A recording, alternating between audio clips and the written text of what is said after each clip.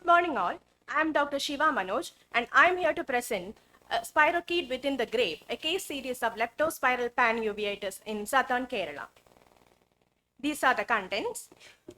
Our aim is to report two rare cases of non-granulomatous panuveitis secondary to leptospirosis in middle-aged male patients and to raise awareness about such an uncommon manifestation of this endemic disease that is endemic to a frequently flood-affected state. Ours is a hospital-based retrospective descriptive study of two different cases of leptospiral panuveitis, and medical records from 2023 to 2024 were reviewed to collect the data. On to the results.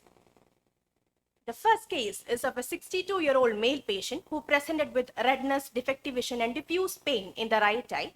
He had past history of similar symptoms in the same eye, which was treated topically. The right eye showed conjunctival and circumcorneal congestion, fresh fine keratic precipitates along with few pigmented keratic precipitates, anterior chamber reaction of 4+ cells and flare, fibrinous exudate covering the pupil, and the pupil was myotic and sluggish with segmental posterior synechiae, and also on dilated fundus examination, grade 3 vitreous haze was present. Left eye was within normal limits and he was diagnosed with recurrent non-granulomatous panuveitis right eye. This is a B-scan image of the right eye showing membranous vitreous exudates. Uveitic panel of investigations were sent in this patient but were inconclusive. So leptospiral IgG and IgM antibodies were sent as the patient revealed a history of catching and killing mice with bare hands, and it came out to be positive.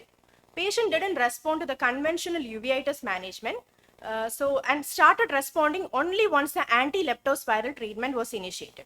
He was treated with systemic and topical steroids, cycloplegics, and other supportive measures for 6 weeks, within which the drugs were tapered and stopped.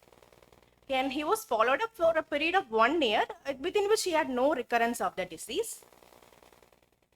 And the second case is of a 67-year-old male patient who had similar symptoms and presentation but in both eyes, and except for a history of fever, tiredness, and vomiting, and he was diagnosed with bilateral non-granulomatous panuveitis. Uveitic panel of investigations were inconclusive. We sent leptospiral IgM antibody in view of high-risk rodent exposure in the past, and anti-leptospiral treatment was initiated after positive results, and he was also treated similarly. Treatment outcomes were completely satisfactory in both the cases. So both the cases were reported to the district health authority immediately after laboratory confirmation, and further actions were initiated. On to discussion. Ocular involvement in leptospirosis ranges from 3% to 92%, and it varies from subclinical to potentially blinding panuveitis.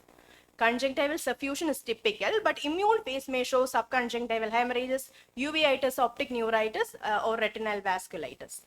Ours, being a frequently flood-affected state, has approximately 1.99 million agricultural laborers and has reported 1590 confirmed leptospirosis cases and 94 deaths till July 2025.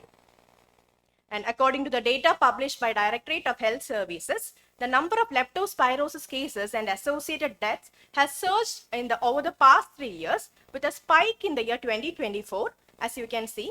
So, leptospirosis being a leading cause of death in our state.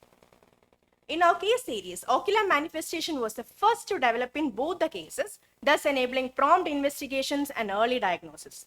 Early diagnosis can lead to disease-specific therapy, prevention of complications, as well as to alert the local population by reporting the lab-confirmed cases to concerned health authority.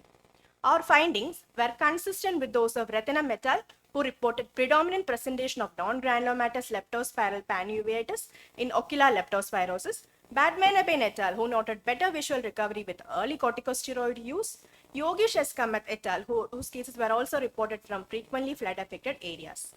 Leptospiral panuveitis remains rarely reported nationally, with no prior documentation from Kerala, despite the disease being endemic to a country.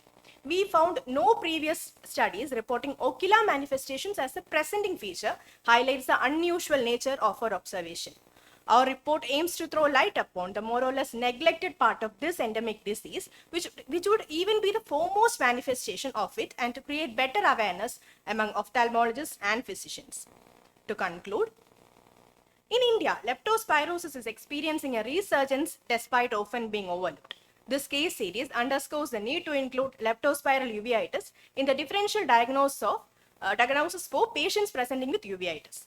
Timely collaborative care coupled with a keen eye on patient history can make all the difference in achieving favorable visual outcomes and thereby preventing the misdiagnosis of idiopathic or immune-mediated uveitis. Continued research into immunopathogenesis and long-term visual outcomes are invaluable in refining the management of this re-emerging endemic disease. These are my references.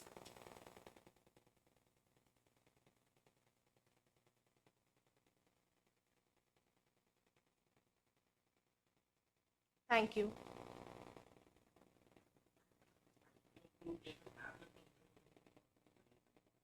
No, sir. They first presented to us with ocular symptoms and signs, and they, in view of the history, we sent for leptospiral IgM.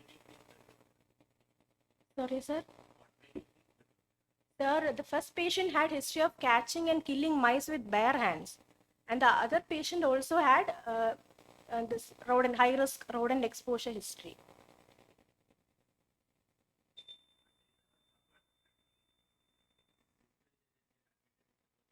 No, no, sir. They came to us only first.